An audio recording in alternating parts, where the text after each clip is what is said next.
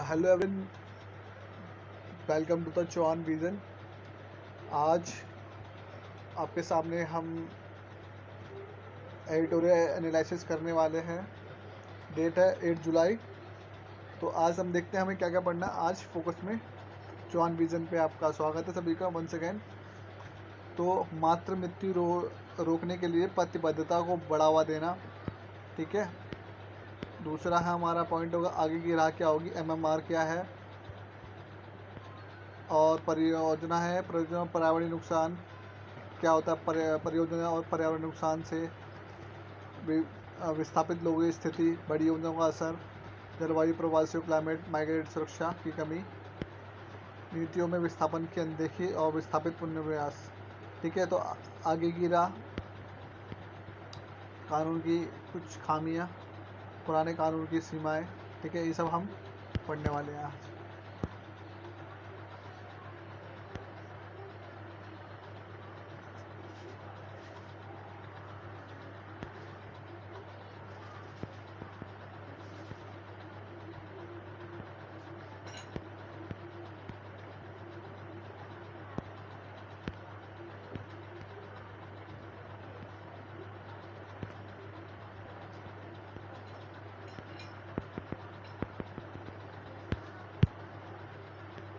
ठीक है,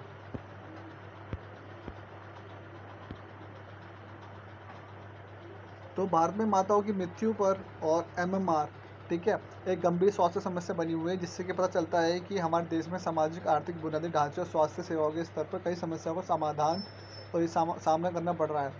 सिंपल आपको पता होगा कि भाई गाँव में क्या होती है, गाँव में क्या होता है कि मोस्ट ओवर जो महिलाएँ होती हैं, ठीक है, महिलाओं को जो इशू होता है क्योंकि वहाँ पे थोड़ी हाइजीनिक इशू हो जाता है थोड़ा बहुत, ठीक है। और वहाँ पे जो प्रेगनेंसी में क्या जो दाई होती है वो करवाती है, ठीक है। और लंबे समय से हम एक पुराने ही ट्रेडिशन को फॉलो करते हुए आ रहे हैं, जिसमें कहीं ना कहीं बच्चा जब उल्टा हो जाता है तो थोड़ी बहुत दिक्कत होती है, तो जिसमें माँ और बच्चे दोनों को ही समस्या होती है, ठीक है। तो कहीं कहीं देखी जाती है, और ये जब कब होता है, जब थोड़ी जो कभी कभी स्थिति ऐसी होती है, कभी कभी बच्चे को पेट फाड़ के बच्चे निकल आता है, तो एक प्रोसेस होती है, ठीक है, जो लंबे समय से हमारे भारत देश में या फिर अलग अलग देशों में ये करते हुए आ रहे हैं। अब इससे क्या होता है, इससे समस्या होती है कि भाई इसमें खतरा जच्चा और बच्चा दोनों को खतरा होता है, ठीक है। और इसके लिए एक एक्सपर्ट की आवश्यकता होती है, जो कि सभी चीज़ों को ध्यानपूर्वक समझे और उसको वो फॉलो अप करे, ठीक है। तो साल 2017 में क्या होता है, भारत की मातृ मृत्यु दर 103 थी, जो कि 2019 में घटकर 93 हो गई। अब तुम, ठीक है, अब पहले मुकाबले क्या था, 103 थी पहले मृत्यु दर, और अब 1921 में क्या हुआ, 93 हो गई। तो इसका मतलब क्या है कि इसमें इम्प्रूवमेंट आया है, ठीक है, तो इसमें इम्प्रूवमेंट आया है।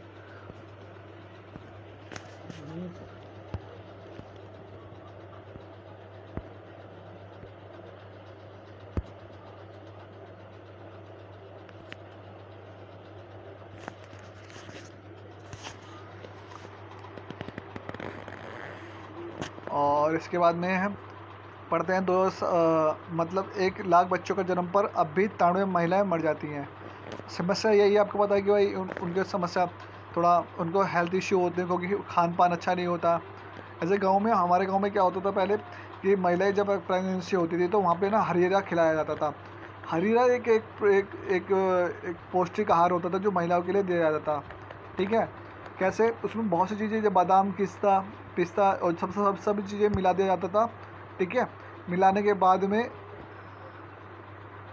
में बस सही महिलाओं को खिलाया जाता था, जिससे क्या होता है, जो भी उनमें जो कमजोरी हुआ करती थी वो सब कमजोरी ख़त्म हो जाती थी उनके पास से, ठीक है।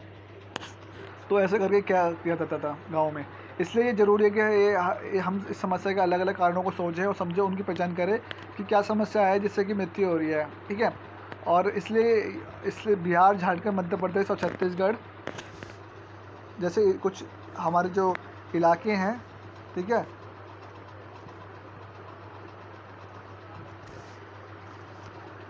राजस्थान होगा, उत्तर प्रदेश, उत्तराखंड, असम और राज्यों में मामले सबसे पीछे हैं। और मातृ मृत्यु समझने के लिए 3 प्रकार की 3 डिले मॉडल्स हैं, ठीक है, जो कि इस प्रकार हैं।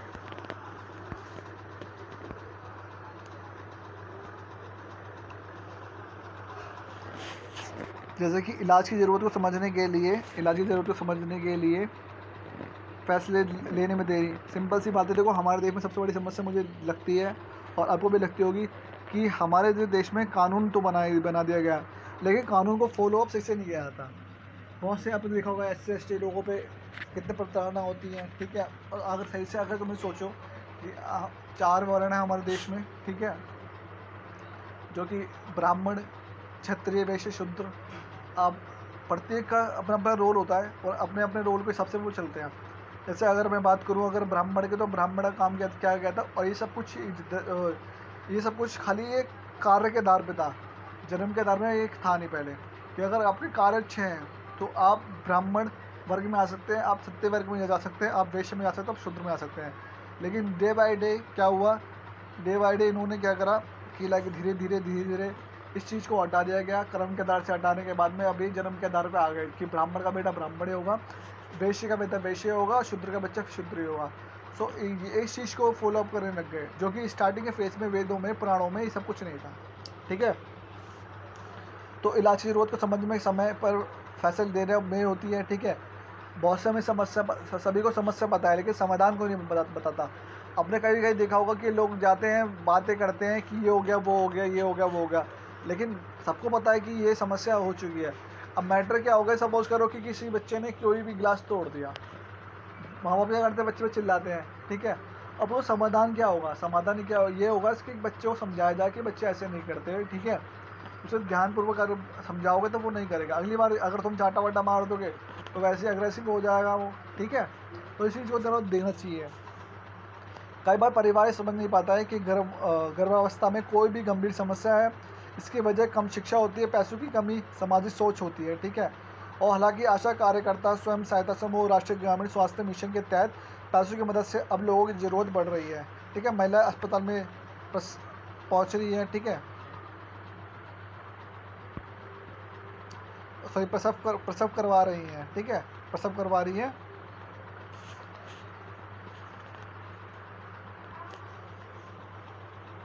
और अस्पताल तक पहुंचने में देरी।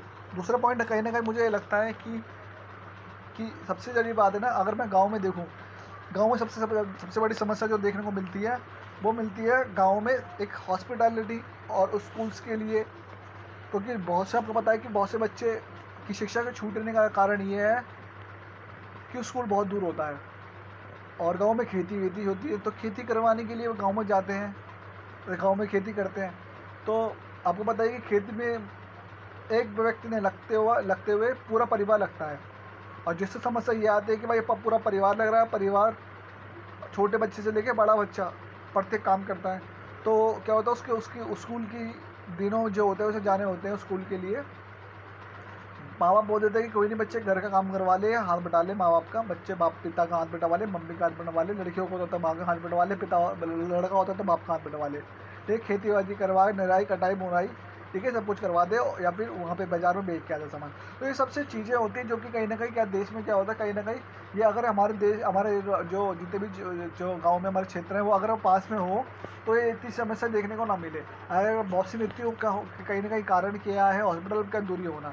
2-2.5 किलोमीटर 5 किलोमीटर अगर हॉस्पिटल है तो इससे क्या होगा कि आने वाले टाइम में क्या होगा, जब उस व्यक्ति की मृत्यु हो जाएगी, क्योंकि ब्लड को पहुंचाना, ऑक्सीजन को देना बहुत दिक्कत होती है। और गांव में क्या होता है, ऑक्सीजन ही होती नहीं है। मोर बहुत से केसेस देखे हैं मैंने और मेरे आसपास के जितने भी लोगों ने कि ऑक्सीजन की कमी, ब्लड बैंक की कमी। तो ये कहीं ना कहीं दिक्कतें हैं, ठीक है। दूसरा पॉइंट हम देखते हैं, गाँव में दूर दराज के इलाकों में सड़कें ख़राब होती हैं। दूसरा पॉइंट हमारे ख़राब सड़कें। अब तुम्हें बताओ कि भाई जब भी सुबह साथ स्पीड में गाड़ी चल रही है, ठीक है, अगर बीच में कोई सड़क ख़राब होती है तो आपको गाड़ी रोकनी पड़ती है। तो ये भी कहीं ना कहीं दिक्कत है। एक शॉर्ट एम्बुलेंस को बुलाया जाता है, लेकिन एम्बुलेंस आती नहीं है क्योंकि बिजली चलती है, ठीक है। और कहीं ना कहीं इनकी सर्विसेज में बहुत ख़राबी होती है, ठीक है। अस्पताल के समय और अच्छा इलाज ना मिलना। अब अस्पताल में क्या होता है कि आपने वो पिक्चर देखी होगी गदर, ये घातक है मूवी थी, जिसमें उसको सनी देओल को अपने पिता अमरीश पुरी को पहुंचाने के लिए लोगों को घूस, जब उसका कंपाउंडर बोलता था कि भाई हम पैसा लगता है, ये मेडल नहीं लगता है, याद है वो चीज़ें। तो उस टाइप से लेके कि गाँव में क्या, अस्पताल में क्या होता है, इलाज में बेड नहीं मिलता, बेड मिलता तो डॉक्टर नहीं मिलता, डॉक्टर होता तो दवाई नहीं मिलती तो ब्लड बैंक नहीं मिलता, अब ब्लड बैंक मिलता तो ऑक्सीजन नहीं मिलती। तो कहीं ना कहीं कुछ ना कुछ दिक्कतें बनी रहती हैं। और सरकारी हॉस्पिटल में ऐसा ही होता ही है मोर ओवर, ठीक है। प्राइवेट में जाएंगे तो प्राइवेट में इतना ज़्यादा पैसा होता है कि वो कोई आम व्यक्ति या गरीब तबका के बच्चा को अपना इलाज करवा ही नहीं पाता, ठीक है। अस्पताल में समय पर एक अच्छा इलाज न मिलना सबसे ज़्यादा चिंता की बात है, ठीक है। और जैसे कि देखा गया अस्पताल में डॉक्टर की कमी, उपकरण में खराब स्थिति और देखभाल की गुणवत्ता में कमी आती है और वजह से महिलाओं की जान खतरे में पड़ती है, ठीक है। इन्हीं वजह से महिलाओं की जान खतरे में पड़ती है।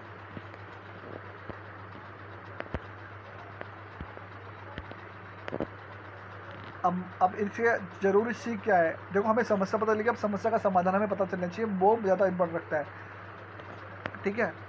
तो हम जैसे देखते हैं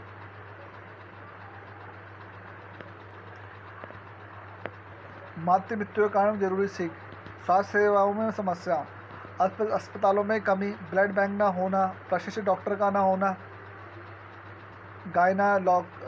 गायनाकोलॉजिस्ट या फिर बेहोशी देने वाले डॉक्टर, एनेस्थेसिस्ट की उपस्थिति, आपात की स्थिति में देर प्रतिक्रिया देना, ये सभी प्रकार की महिलाओं की मौत के पीछे कारण होते हैं। अगर ऑपरेशन थिएटर में या टेस्ट लैब में सही ढंग से काम नहीं करे और वे इलाज में बाधा डाल रह सकते हैं, ठीक है, जिससे कि जान बच भी सकती है और जा भी सकती है। सिंपल सी बात है, नौसिखिया व्यक्ति को, देखो अगर मैं बात बोलूँ तो मैं हमारे गाँव में ही है, ठीक है। गांव में एक डॉक्टर है, उससे सही से डॉक्टर गिरी नहीं, ये एक MBBS डॉक्टर नहीं है। वो हर किसी व्यक्ति को क्या चढ़ा देता है, ग्लूकोज, कोई भी दिक्कत है ग्लूकोज। तो ये सब समस्या कैसे हो रही है? इस वजह से हो रही है क्योंकि गांव में सही से डॉक्टर नहीं है अच्छी तरह से जो इलाज कर सके। वो उसको पता है कि प्रत्येक बच्चे को क्या होगा, बुखार, निमोनिया या फिर सर दर्द, बदन दर्द, वो सभी को एक चीज़ दवाई दे देता है, ठीक है। अगर उसे इलाज करने की बोलेंगे वो इलाज कर नहीं पाएगा क्योंकि उसमें प्रॉपर डिग्री नहीं है जिससे कि वो जस्टिफाई हो सके कि है। और गांव में लोग ज़्यादा पूछते नहीं है, भरोसा होता है कि हाँ ये ठीक कर देगा, ठीक है। उस टाइप से गर्भाशय का ढीला हो जाना, ठीक है, यूट्राइन एटोनमी, महिला को बहुत ही ज़्यादा खून बह सकता है, ठीक है, जिसमें और खून ना मिलना, गर्भाशय में ठीक सिकुड़ने से अस्पताल में मौत का कारण होना, ठीक है। और यह समस्या ज़्यादातर कमज़ोर, कुपोषित और छोटे कद की महिलाओं में देखी जाती है जिनकी हड्डी की बनावट भी संकरी होती है। अगर समय पर सिजेरियन ऑपरेशन सी सेक्शन ना हो पाए तो गर्भाशय में फट जाता है और मृत्यु भी हो सकती है। प्री एक्लेमेरिया या एक्लेम्सिया उच्च रक्त में जुड़ी बीमारियों के समय पहचान या इलाज नहीं की गई तो इससे दौर और कोमा मौत भी हो सकती है। असुरक्षित घरेलू प्रसव, अवैध गर्भपात से होने वाले संक्रमण, सेप्टिक एक बड़ा कारण है, जैसे खासा इसका कारण जहाँ पर गर्भ निरोध या साधन में प्रशिक्षण डॉक्टर ना होते हैं। टीबी हो गया, मलेरिया, यूरिन इन्फेक्शन जैसी बीमारियों में माँ की मौत का खतरा बढ़ता है और खासकर गरीब और पिछड़े राज्यों में ज़्यादा होता है ये, ठीक है। गरीब राज्यों में क्यों? क्योंकि वहाँ पे ज़्यादा पढ़े लिखे लोग हैं नहीं, आवाज़ उठाते हैं नहीं, उन्हें पता है नहीं इसके बारे में, और पता होता तो कोई ना कोई जो गांव का जो दबंग होता है उनका मुंह दबा देता है या फिर पैसों से देके या फिर उनका मटर कर दिया जाता है, ठीक है। केरल से मिली सीख, केरल से क्या सीख मिली अब वो देखते हैं हम। देखो, डॉक्टर TP पेली के नेतृत्व में शुरू की गई एक योजना से गोपनीय मातृ मृत्यु समीक्षा ने यह पता लगाने में मदद की कि किन कारणों से मौत हो रही है। देखो क्या बोला, दोबारा जब मैं आपको समझाता हूँ। केरल में एक सीख मिली है क्या कि इन्होंने एक जांच करी है कि किस वजह से गोपनीयता मातृ मृत्यु समीक्षा, ठीक है, तो वो कैसे हो रही है कैसे नहीं हो रही वो बताया गया इसके अंदर।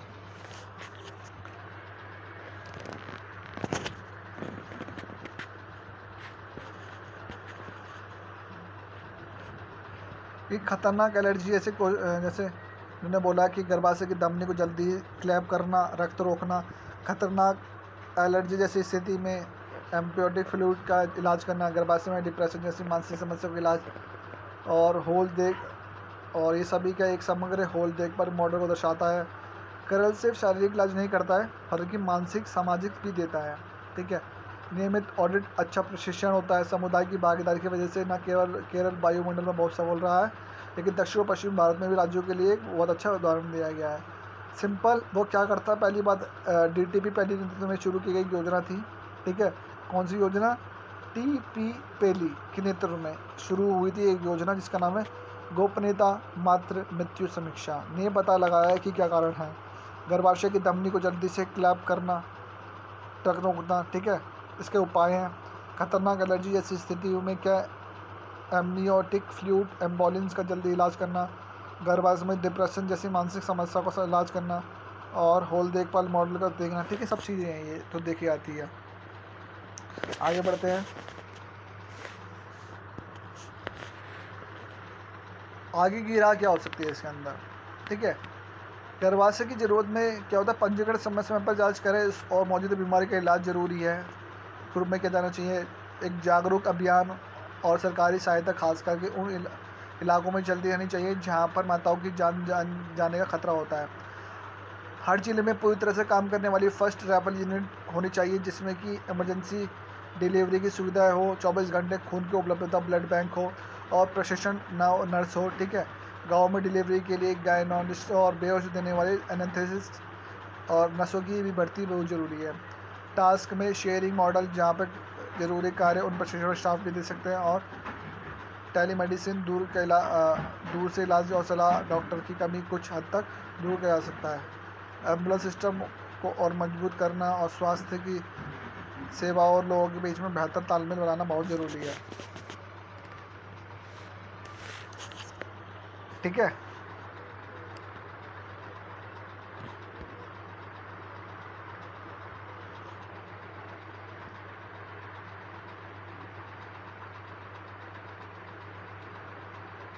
कहाँ से आ गया।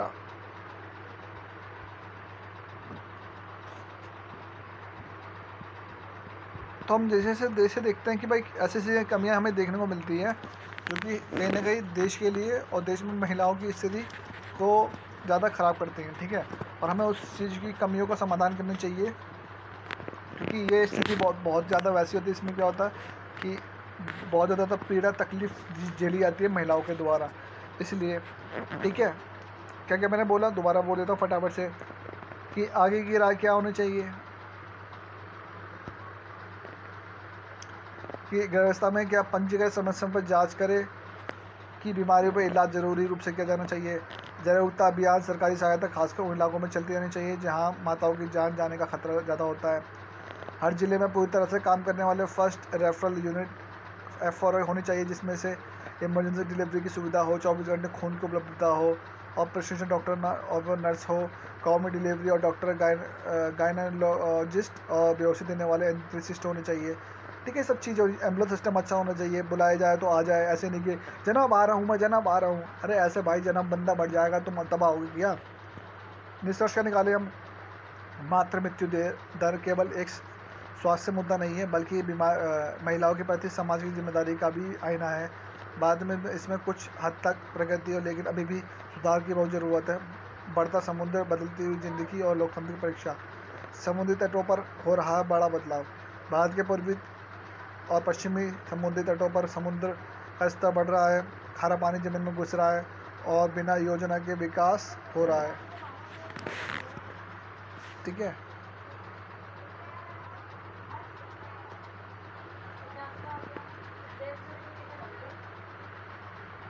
और जैसे कि बताया गया इसमें कि भारत के पूर्वी और पश्चिमी तटों पर समुद्र का स्तर बढ़ रहा है, खारा पानी हो रहा है। ठीक है, तो इससे प्रभावित चीज़ें क्या है, किसान, मछुआरे और तटीय इलाकों पर प्रकृति पर निर्भर है, सिंपल सी बात है, और मजदूर होकर अपने घर छोड़ने को विस्थापन करने का सामना करना पड़ता है उन्हें। कुछ उदाहरण, उड़ीसा में सतभागा गांव जैसे कई गांव में अब समुद्र में डूब चुके हैं। वहाँ के लोगों को सरकार ने कॉलोनी में तो शिफ्ट किया है लेकिन उनके आजीविका रोजगार की समस्या अभी भी चल रही है। कर्नाटक में होनावर में, तमिलनाडु के नागपट्टनम में, गुजरात के कच्छ में, केरल के कुछ हिस्सों में, ठीक है, पर्यावरण का नुकसान भी हो रहा है। ठीक है, और जिससे इस दिक्कत देखी जाती है और जिन्हें उन्हें घरों में हटाकर शहरों में बसाया जाता था और असुरक्षित मजदूरी वाले काम करने पड़ते हैं। सिंपल सी बात है, जो उन्हें काम कर रहे हो तो वो काम करने पड़ते हैं जब गलत स्थिति में आने पड़ते हैं। ठीक है, और उनके पास ना तो कानूनी सुरक्षा होती है ना ही सरकार को उससे पूरा सहयोग। सरकार भी कहीं ना कहीं बचती है इसमें। ठीक है, जैसे कोविड-19 में क्या हुआ था आपको पता ही सभी को कि सभी बॉर्डर सब बंद कर दिए गए थे और बॉर्डर जब बंद कर दिए गए हैं तो कोई व्यक्ति जा नहीं सकता है। तो एक ही एक्टर जब एक्टर ये काम कर सकता है जो सभी व्यक्तियों को सोनू सूद जैसा व्यक्ति जब एक ऐसा काम कर सकता है जो कि सभी मजदूरों को अब उनके गाँव में बस से भिजवा सकता है, तो गवर्नमेंट क्यों नहीं कर सकती ये काम? ठीक है, तो कहीं ना कहीं सरकार की ये कमी दिखाई देती है, जो कि बिल्कुल ठीक नहीं है। एक बाहर से व्यक्ति आके लोगों की मदद कर रहा है, तो जो कि सरकार को काम करनी चाहिए वो काम कर रहा है। तो ये बहुत सी छोटी छोटी चीज़ें होती हैं जो बहुत ज़्यादा इम्पैक्टफुल करती हैं। ठीक है, अब परियोजना और पर्यावरण के नुकसान भी है इससे। ठीक है, अब क्या है वो देखते हैं। बड़ी योजनाओं का असर, विस्थापन लोगों की स्थिति, इन लोगों को या जलवायु प्रभावित या क्लाइमेट चेंज की सुरक्षा में कानून की कमी। ठीक है, तो सागरमाला जैसी सरकारी योजनाओं के तहत कई बंदरगाह, पावर प्लांट और जल आधारित उद्योग बनाए जा रहे हैं। इनमें से मैंग्रोव पेड़, रेत के टीले, आर्द्र भूमि या वेटलैंड्स नष्ट हो रहे हैं, जबकि ये प्राकृतिक रूप से समुद्री तूफान और बाढ़ से रक्षा करते हैं। पर्यावरणीय मंजूरी, इन्वायरमेंट क्लियरनेस प्रक्रिया में अक्सर ये ध्यान नहीं दिया जाता कि परियोजनाओं में जलवायु पर भी क्या असर पड़ेगा, जैसे कि प्राकृतिक नुकसान, लोगों का विस्थापन बढ़ रहा है। ठीक है, और विस्थापन लोगों की स्थिति है, जो लोग परियोजनाओं से बेघर हो जाते हैं या फिर अक्सर दिल्ली, मुंबई, चेन्नई, हैदराबाद जैसे बड़े शहरों में अस्थायी और असुरक्षित नौकरी में लगाया जाता है। ठीक है, वहाँ उन्हें ना रोजगार सुरक्षा मिलती है, ना ही सरकारी सामाजिक सहायता मिलती है। इन लोगों को जबरन काम कराए जाने का खतरा होता है, बंधुआ मजदूरी, श्रमिक कानून के तहत कोई सुरक्षा नहीं मिलती, और कई बार महिलाओं यौन शोषण और शिकार होती है, खास करके घरेलू और निजी मजदूर वाले क्षेत्र में। अभी रिसेंट में देखा था आपने कि भाई कैसे काम करने वाले एक महिला के साथ अत्याचार किया गया था। ठीक है,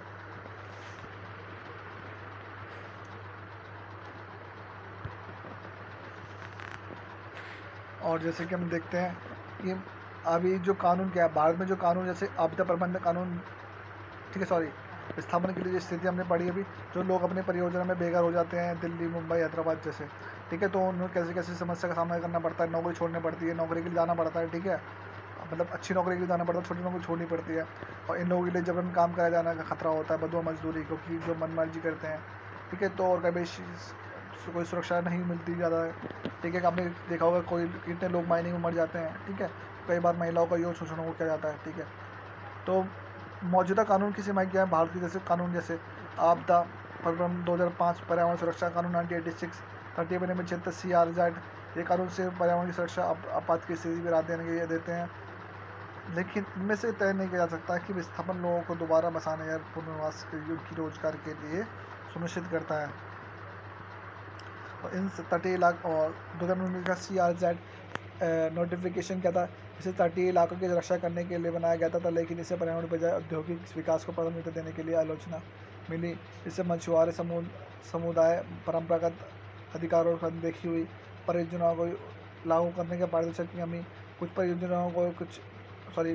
परियोजनाओं को बिना लोगों की जानकारी और सहमति के लोगों के आ गया। इससे राष्ट्रीय और अंतर्राष्ट्रीय पर्यावरण नियमों का उल्लंघन हुआ। ठीक है,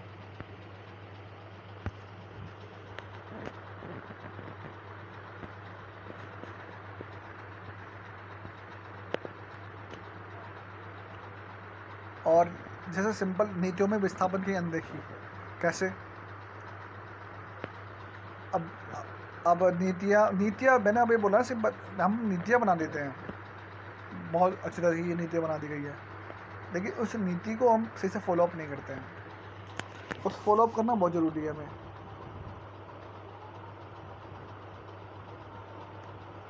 नीतियों में विस्थापन अनदेखी, जलवायु पर्यावरण के लिए बनी राष्ट्रीय NPCC जो राष्ट्रीय योजनाओं तो संवेदनशील की बात करती है, लेकिन क्या दिक्कत विस्थापन की योजना का भुगतान, उन्हें सरकार नौकरी मजदूरी बाजार में शामिल करने की कोई ठोस योजना नहीं होती।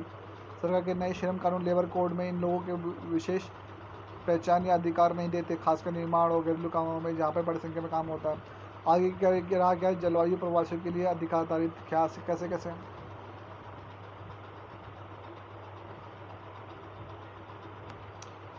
ऐसे अब समय आ गया कि जलवायु के कारण पलायन करने वाले क्लाइमेट माइग्रेट की कानूनी मान्यता और अधिकार दिए जाए, उनके पुनर्वास के लिए बसाना, उनके आजीविका के साधन सुनिश्चित करने के लिए नए कानून नीतियाँ बनाई जाती हैं। उन्हें औपचारिक मजदूरी बाजार में शामिल कर श्रमिक अधिकार दिए जाते हैं। और परियोजनाओं जैसे नुकसान सहित भाषा में देखो कुछ लैंग्वेज से ज़्यादा इश्यू हो रहा है। ठीक है, कैसे बड़ी बड़ी योजना जैसे सागरमाला योजना के तहत 15 का बिजली केंद्र और जलमार्ग जैसी परियोजना बनाई जा रही हैं। इनमें समुद्री किनारे जैसे कि हमारे जैसे हो गए जंगल में मैंग्रोव रेत के टीले डल रही जमीन नष्ट हो रही है जो कि बाढ़ और तूफान में हमारी रक्षा करती थी। पर्यावरण की मजदूरी खामियां क्या है, इन परियोजनाओं को मंजूरी देते समय जलवायु बदलाव के खतरे की पूरी तरह से जांच नहीं की जाती। पर्यावरण की मंजूरी में क्या, देखो सिंपल सी बात है, कोविड-19 में जब कोविड-19 लगा था, जब आपको पता है कि मेघालय, मिजोरम, त्रिपुरा ये सब कैसे कोई से नॉर्थ ईस्ट के इलाके हैं, ठीक है, वहाँ पे क्या हो रखा है, वहाँ पे सबकी नज़र कोविड-19 पे थी, तो जो भारतीय सरकार वहाँ जाके क्या कर रही थी, खुदाई कर रही थी, ठीक है, जो कि गलत था। इन परियोजना में मजदूरी के समय और रीज़न क्या था इसमें, सिंपल ही रीज़न ये था, देखो ना मैं बीजेपी के साथ हूँ ना मैं आम आदमी पार्टी के साथ, मैं किसी की पार्टी के साथ नहीं हूँ, मेरा मत सिंपल है, ठीक है। इससे पर्यावरण ख़राब होता है और स्थानीय लोगों को अपना घर छोड़ना पड़ता है और लोगों को शहरों में, देखो अभी देखो झुग्गी झोपड़ी जो टूट रही हैं हमारे इलाके के, देखो हम जो मैं यहाँ पे रहता हूँ साउथ दिल्ली के इलाकों में रहता हूँ, वहाँ पे देखो दिक्कतें हो रही हैं, ठीक है। और लोगों को शहरों में पलायन, जैसे तटीय इलाकों में विस्थापन, लोग चेन्नई, मुंबई, हैदराबाद जैसे बड़े बड़े शहरों में आ जाते हैं। उन्हें अस्थायी असुरक्षित नौकरियाँ मिलती हैं, जहाँ ना तो रोटी ना ही कपड़ा, कुछ भी नहीं मिलता, ना ही कोई समाजिक सुरक्षा मिलती है। उन्हें अस्थायी और असुरक्षित नौकरियाँ मिलती हैं जो ना कि नौकरी करनी देती है, ना ही कोई सामाजिक सुरक्षा। प्रवासी मजदूरी शोषण, बहुत से प्रवासी मजदूर बंधु मजदूरें कानूनी सुरक्षा कमी और लैंगिक शोषण जैसी समस्याओं का सामना करना पड़ता है, ठीक है। तो ये सभी चीज़ें हैं जो कहीं ना कहीं दिक्कतें करती हैं, ठीक है।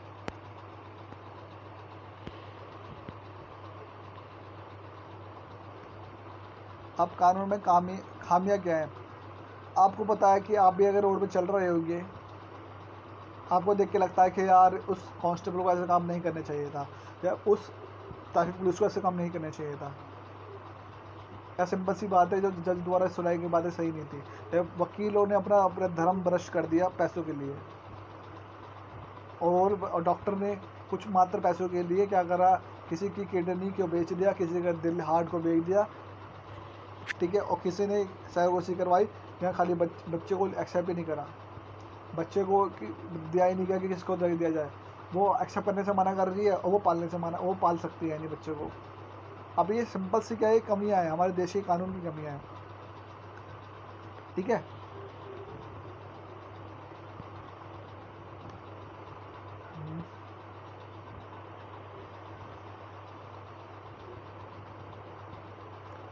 कानून में खामियां क्या है, पुराने कानून की खामियां सीमाएं, जैसे आपदा प्रबंधन कानून 2005 और पर्यावरण संरक्षण कानून 1986। तटीय क्षेत्र नियम केवल आपदा पर्यावरण बचाने पर ध्यान देते हैं और ये विस्थापितों, दीर्घकालीन पुनर्वास या आजीविका की योजना नहीं बनाते। 2019 के CIZ में अधिसूचना क्या होता है, इसे पर्यावरण बचाने के लिए बनाया गया था, लेकिन इसे पर्यटन उद्योग की प्राथमिकता दी गई।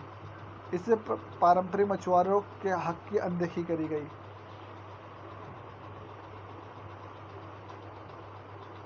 इसे पर्यावरण बचाने के लिए बनाया गया था, लेकिन इसमें पर्यटन और उद्योग को प्राथमिकता दी गई और इनमें पारंपरिक मछुआरों की हक की अनदेखी करी।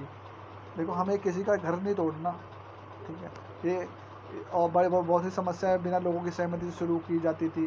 नियमों के खिलाफ राष्ट्रीय द्वारा राज्य में कमियां, NAPCC जैसी योजनाएं जलवायु में प्रभावित लोगों की समस्याओं तो मानती है, लेकिन उन्हें दोबारा बसाने या पक्की नौकरी दिलाने के लिए कोई ठोस योजना नहीं बनाई जाती। सिंपल सी बात है, देखो अगर मैं बात करूँ GS4, एक UPSC के अंदर GS4 एग्ज़ाम होता है, पेपर होता है, उसमें दिखाता है इमोशनल इंटेलिजेंस, उसमें दिखाया जाता है इंटीग्रिटी, उसमें दिखाता है ट्रांसपेरेंसी, ठीक है, उसमें दिखाया जाता है कि आप कैसे मदद कर सकते हो किसी व्यक्ति को, ठीक है, each and everything that mention over that things, ठीक है। तो मजदूर कानून में कमी क्या है, भारत के नए श्रम कानून की जलवायु से प्रभावित मजदूरों को विशेष बचा नहीं देते, खासकर दो निर्माण, घरेलू कार्यों के लिए जैसे असंगठित क्षेत्र में काम करते हैं। आगे की राह क्या है, ये अब ज़रूरत है कि ऐसी नीति की जो जलवायु में प्रभावित लोगों के अधिकार दे, ऐसे कौन से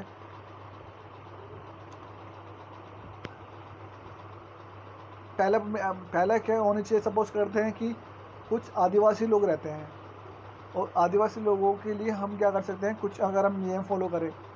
पहला पॉइंट, जो भी वहाँ से लोगों को हटाया जा रहा है और कुछ पैसे दिए जा रहे हैं, तो कुछ मतलब उनके जो मुआवजा दिया जा रहा है, तो पहली सारी इनकम रख दी जाए, उनको दे दी जाए, तब विस्थापन किया जाए। दूसरा पॉइंट, जहाँ वो फैक्ट्री बनेगी या मॉल बनेगा उससे तुम सालों साल तक उसका फ़ायदा उठाओगे, पूरी पूरी सालों साल उठाओगे। लेकिन अब तुम सोच रहे हो कि वो जब वहाँ वो जो आदिवासी रहते थे उन्हें कुछ ही चंद पैसे देके उनका मुंह चुप करवा दिया जाए तो गलत है। ठीक है, तो क्या होता है, पहली बात तो तुम्हें क्या करना है, उसके सारे लास्ट की जो उनकी जाती है लास्ट की सब तुम उनके पास दे दोगे तब तुम हटाओगे, पहला पॉइंट। दूसरा पॉइंट क्या होता है, जब उनके ही लोग अगर 100% में से 40% या 60% लोग उनके ही लोगों को लिया जाना चाहिए। ठीक है, और उसमें उसके लिए अलग अलग सैलरी का एक्सपोजर रखना चाहिए कि आपके लोग आएंगे इसमें, क्योंकि आपने उनकी ज़मीन लेके आप जीवन भर उसका फ़ायदा उठाओगे और आप चाहते हो कि कुछ चंद पैसे देके उनको वो कर दी जाए, हटा दी जाए रास्ते से। ठीक है, उनके लिए कुछ सुख सुविधा दी जानी चाहिए। वहाँ उनके लोगों को कि वहाँ के आप क्या सब कुछ ख़राब कर रहे हो, वहाँ का वाटर ख़राब होगा, वहाँ की वायु जो होगी ऑक्सीजन ख़राब होगी। ठीक है, तो कहीं ना कहीं वहाँ का इन्वायरमेंट ख़राब होगा। इन्वायरमेंट में वो एक इकोसिस्टम में रहते थे, वो इकोसिस्टम से संतुलन था तो सब कुछ बिगड़ेगा। ठीक है, तो सामाजिक तोड़े क्या मिलने चाहिए, सुरक्षित घर मिलने चाहिए, सामाजिक सुरक्षा मिलनी चाहिए, पक्की नौकरियाँ, शोषण में सुरक्षा, वैश्विक कानून के लक्ष्य, ग्लोबल गोल और द एडेप्टेशन क्या है। GGA का मकसद है जलवायु बदलाव के असर से निपटने की क्षमता को बढ़ाना। इस पर कुछ प्रगति हुई, जैसे कि GGA को मापने के लिए संकेतित इंडिकेटर की एक सूची तैयार की जा रही है। लगभग 100 संकेतन हो सकते हैं जिन्हें COP30 में पेश किया जाता है, लेकिन इस योजना को लागू करने के लिए जो पैसा और संसाधन चाहिए उस पर सहमति नहीं बना पाई। लक्ष्य 2025 के पेरिस समझौते में क्या होता है कि COP28 जो कि दुबई में हुआ था, इसके लिए कोई ठोस योजना नहीं बनी थी। नया संक्रमण जैसे ट्रांसमिशन वर्क प्रोग्राम क्या था, इसका उद्देश्य है कि सुनिश्चित करता है कि जब दुनिया के जीवाश्म और ईंधन, कोयला, तेल आदि में ऊर्जा की तरफ से जाए जो कि प्रभावित मजदूरों को, समुदाय को नुकसान न पहुंचाए। क्या बोला इन्होंने कि सुनिश्चित की जाए कि दुनिया जीवाश्म ईंधन जैसे कोयला, तेल में साफ ऊर्जा की तरफ जाए। ठीक है, ये ऊर्जा की तरफ जाए, कोयला तेल को हटा के वैसे जाए जो कि रिन्यूएबल हो। ठीक है, और जिससे कि लोगों को नुकसान और समुदाय को नुकसान ना हो। को इसे पहली बार जो COP27 2022 में शर्म अल शेख में शुरू किया गया था। कहाँ पे, 22 में 27 के COP में शर्म अल ने शुरू किया गया था। ठीक है,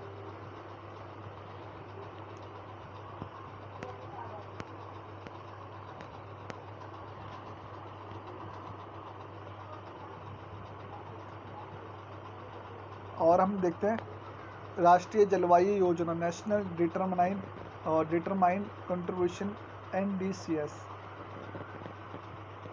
ये वह योजना है जो देश अपने अपने स्तर पर बनाते हैं ताकि ग्लोबल तापमान को 1.5 डिग्री सेल्सियस तक सीमित रखा जाए। देखो, अब मैं तुम्हें थोड़ा बताता हूँ हल्का सा एक्स्ट्रा नॉलेज देता हूँ इसके ऊपर। क्या होता है कि जैसे आपने पता एक मैं पॉलिटिकल साइंस से हूँ, तो एक पॉलिटिकल साइंस में हमारा इन्वायरमेंट का एक पूरा सेमेस्टर था, उसमें वो बताया गया था क्या कि एक होते हैं हमारे कोर मतलब जो डेवलप्ड हो चुके हैं, अमेरिका, ब्रिटेन, फ्रांस। ठीक है, ये सब नेशंस जो यूरोप में पड़ते हैं। ठीक है, ये सब डेवलप्ड हो चुके हैं।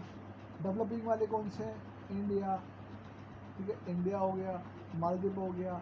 ठीक है, नेपाल, भूटान, पाकिस्तान, अफगानिस्तान, ये सब के नेशंस क्या हैं, ये डेवलपिंग मोशन में आ रहे हैं। ठीक है, तो ये बात रखी गई थी कि जो डेवलप्ड नेशंस हैं उन्होंने इतने सारे इन्वायरमेंट को नुकसान पहुंचाया और अपना डेवलपमेंट कर लिया। Right now the situation has been change for the developing nations. क्या, अब डेवलपिंग नेशन चाहते हैं अपने आप को डेवलप करना। ठीक है, तो ये उन पर रोक लगाते हैं कि नहीं तुम कर रहे हो तो तुम क्या एमिशन फैला रहे हो।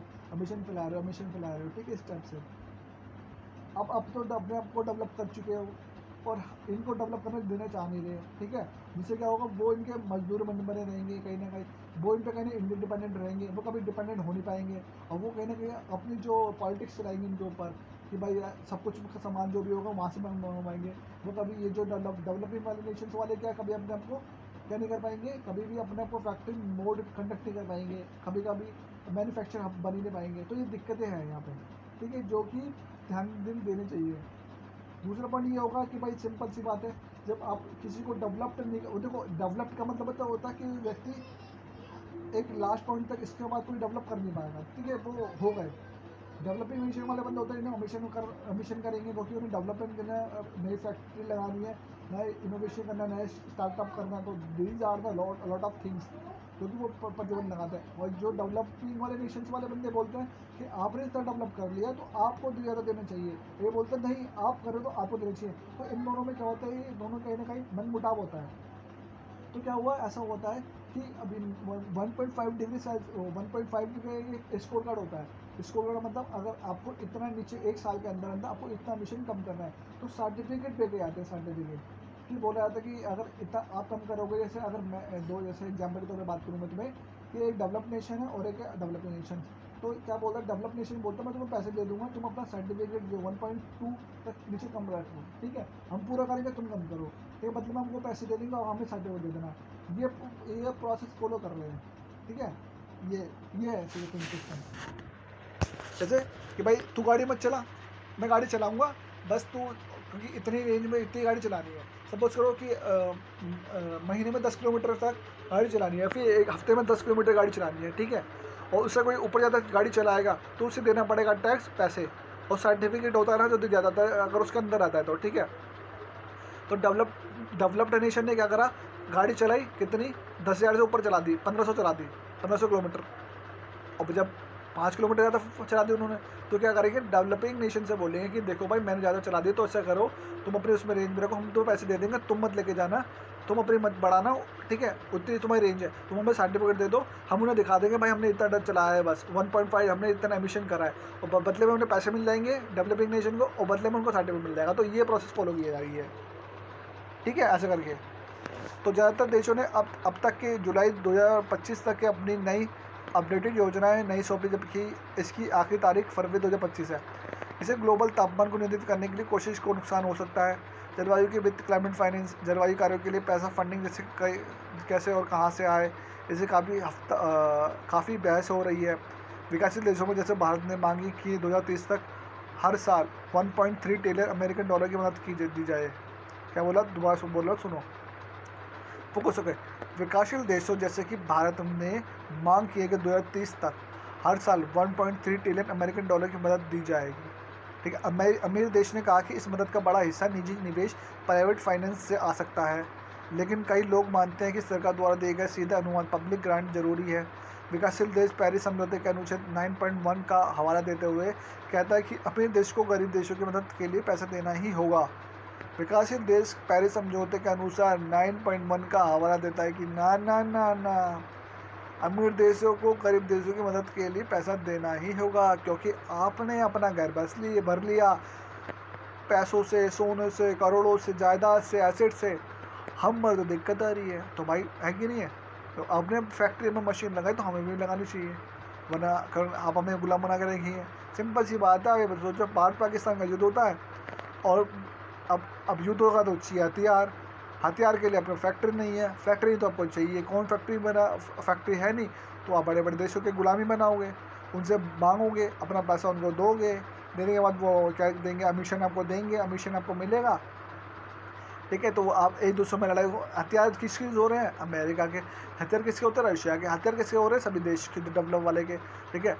हथियार आपके हो रहे हैं, बिक्री आपकी हो रही है, ठीक है, देश में नुकसान आपके हो रहा है। कैसे, हथियार पाकिस्तान के पास भी वही हथियार है, तुम्हारे पास भी वही हथियार है, कहाँ से आ रहे हैं, डेवलप नेशन से आ रहे हैं। क्यों आ रहे हैं, क्योंकि तुमको लगाने दिया गया है, उन्होंने पैसे लगा लिया है, ठीक है। तो वो क्या है, उनको एक मार्केट दिखती है, मार्केट कि भाई मार्केट है, जितने भी डेवलपिंग नेशन से लड़ेंगे तो मार्केट है, तो हमसे हथियार लेंगे तो हमें पैसा मिलेगा। That is a simple kind of the thought they follow, ठीक है, सिंपल। तो अमीर देश ने कहा कि इस मदद करनी चाहिए, ठीक है। तो क्लाइमेट फाइनेंस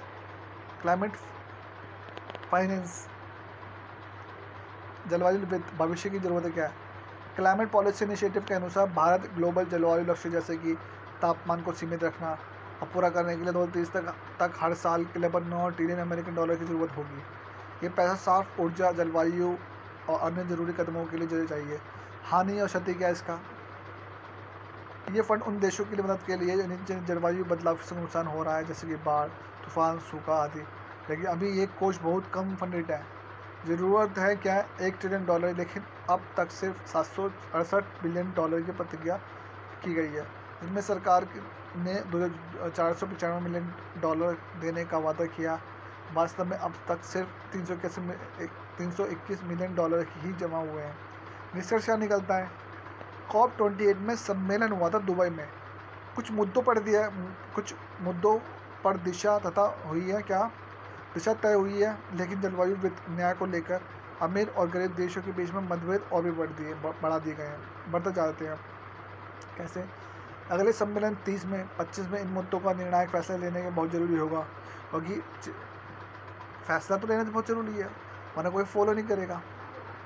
क्योंकि जब जलवायु संकट गंभीर मोड़ पर पहुंच चुका है, तापमान बढ़ रहा है और प्रकृति संतुलन बिगड़ रहा है, ठीक है, तो सब ये दिक्कतें हैं जो कि पूरी करनी है, हर नेशन को पूरी करनी होती है, ठीक है। जैसे हमने आज का पढ़ा, ठीक है, आपको समझ में आया। मात्र मृत्यु रोकने की गतिविधियों को बढ़ावा करना, सिंपल। मैं जल्दी शॉर्ट में आपको बता दूँ तो पहला पॉइंट, समस्या क्या है? पहले यहाँ की सबसे बड़ी बात तो एम्बुलेंस नहीं आती है, महिलाओं को पता नहीं है, जो सही इलाज नहीं मिलता, हॉस्पिटल दूर होते हैं, और होते हैं तो वहाँ पे डॉक्टर नहीं मिलते हैं, स्पेशलिस्ट नहीं मिलते हैं, एनेस्थीसिया नहीं मिलता, ब्लड नहीं मिलता, सीट नहीं मिलती, बेड नहीं मिलता, ठीक है, बहुत सी चीज़ें हैं। पॉजिटिव, कानून सही से फॉलो नहीं किया जाता। सही से क्या कर सकते हैं कि सही से एक काम होने चाहिए, कंप्लेंट नंबर होना चाहिए, और उस पर प्रतिक्रिया सही से की जानी चाहिए, ठीक है, और हमें पॉजिटिव रिजल्ट लेके आना चाहिए, ठीक है, और इसकी ऑडिटिंग की जानी चाहिए।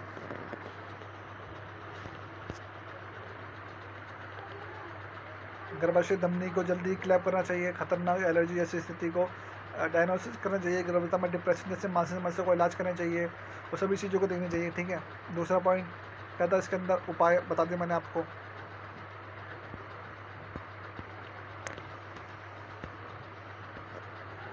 तो थैंक यू फॉर दैट, अब रखते हैं।